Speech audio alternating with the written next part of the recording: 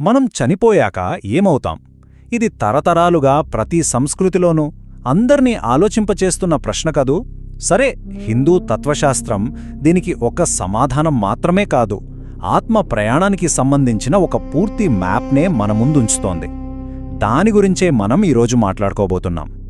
మరి ఈ విశ్వరహస్యాన్ని ఛేదించడానికి మన ప్రాచీన గ్రంథాలు ఏం చెబుతున్నాయో ఒక్కసారి చూద్దాం.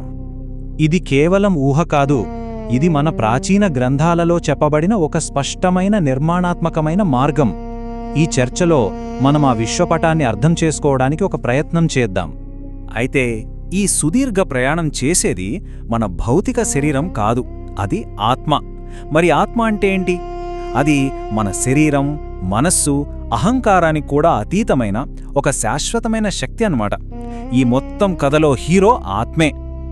చూడండి, భగవద్గీతలో ఎంత స్పష్టంగా చెప్పారో. శరీరం నశించినా ఆత్మకు చావు లేదు, అది శాశ్వతం అని ఈ శ్లోకం మనకు చెబుతోంది. సరే, ఇక ప్రయాణంలోకి అడుగు పెడదాం. మొదటి దశ, మరణం సంభవించిన వెంటనే ఆ మొదటి 13 రోజులు ఏం జరుగుతుందో చూద్దాం. గ్రంథాల ప్రకారం ఆత్మ శరీరాన్ని విడిచిపెట్టగానే ఒక రకమైన షాక్తో కొద్దిసేపు స్పృహ కోల్పోతుంది.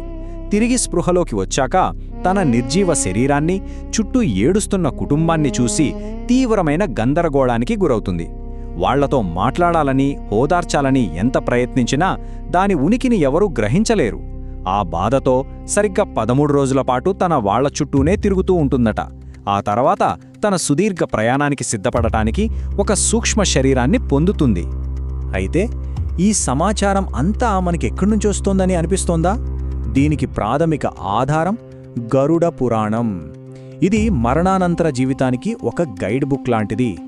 ఆత్మ ప్రయాణాన్ని ఎంతో వివరంగా వర్ణిస్తుంది. ఇప్పుడు ప్రయాణంలో రెండో దశ, ఇంకా చెప్పాలంటే అత్యంత కష్టమైన, సుదీర్ఘమైన దశ మొదలవుతుంది. తీర్పు దినం కోసం ఆత్మ చేసే ప్రయాణమన్నమాట. 1 కాదు, 2 కాదు, ఏకంగా 12 నెలలు. అవును, ఆత్మ తీర్పునిచ్చే ప్రదేశానికి చేరుకోవడానికి ఇంత సమయం పడుతుంది. ఇది నిజంగా నమ్మశక్యం కాని విషయం. ఈ ప్రయాణంలో ఆత్మ ఒంటరిగా వెళ్ళదు. యమధర్మరాజు దూతలైన యమదూతలు దారి చూపిస్తారు. కాని ఈ మార్గం చాలా కఠినంగా ఉంటుంది. ఏకంగా 16 అతీంద్రియ నగరాలను దాటుకుని వెళ్ళాలి. మరి ఈ ప్రయాణానికి శక్తి ఎక్కడ నుంచొస్తుంది?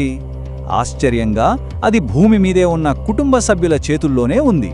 వాళ్లు చేసే కర్మలే ఆత్మకు బలాన్నిస్తాయి. ఈ కర్మలలో అత్యంత ముఖ్యమైనది పిండదానం.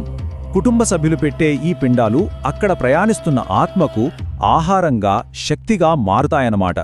ఆ శక్తితోనే ఆత్మ తన కష్టతరమైన ప్రయాణాన్ని కొనసాగించగలదు. కాబట్టి కుటుంబం ఈ కర్మలను సరిగ్గా చేస్తే ఆత్మ ప్రయాణం కాస్త సులభమవుతుంది. ఒకవేళ నిర్లక్ష్యం చేస్తే ఆత్మ మార్గమధ్యంలో ఆకలిదప్పులతో తీవ్రంగా బాధపడుతుంది. ఈ బాధ భూమిపై ఉన్న కుటుంబానికి పితృదోషం రూపంలో సమస్యలను కలిగిస్తుందని ఒక నమ్మకం. అంటే మనమిక్కడ చేసే పనులకు అక్కడ ఆత్మ ప్రయాణానికి ప్రత్యక్ష సంబంధముందన్నమాట. సరిగ్గా 1 సంవత్సరం ఈ సుదీర్ఘ కఠినమైన ప్రయాణం ముగిశాక ఆత్మ తన గమ్యస్థానానికి చేరుకుంటుంది. ఆ ప్రయాణంలో అత్యంత కీలకమైన ఘట్టం తీర్పుదినం. ఆత్మ న్యాయదేవత అయిన యమధర్మరాజు కొలువుండే యమలోకానికి చేరుకుంటుంది. ఇక్కడ చిత్రగుప్తుడు ఆ వ్యక్తి జీవితంలో చేసిన మంచి, చెడు పనులన్నింటినీ లెక్కగట్టి యముడికి సమర్పిస్తాడు. ఇది ఒక రకంగా చెప్పాలంటే మన జీవితానికి సంబంధించిన పూర్తి రివ్యూ అన్నమాట. ఈ తీర్పు దేని ఆధారంగా జరుగుతుంది? కర్మ సిద్ధాంతం ఆధారంగా. అంటే మనం చేసిన ప్రతి పనికి ఒక ఫలితం ఉంటుందనే విశ్వనియమం. ఆ లెక్కల ప్రకారమే ఆత్మ యొక్క తర్వాతి ప్రయాణం ఎటువైపో నిర్ణయించబడుతుంది. సరే, తీర్పు వచ్చేసింది. ఇప్పుడు ఆత్మ ఎక్కడికి వెళుతోంది? చేసిన కర్మను బట్టి ఆత్మకు 4 విభిన్న మార్గాలుంటాయి. అవేంటో చూద్దాం.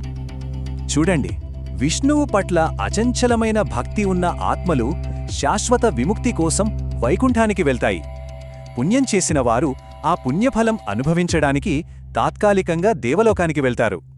పాపాలు చేసిన వారు శిక్ష అనుభవించి శుద్ధి పొందడానికి నరకానికి వెళ్తారు.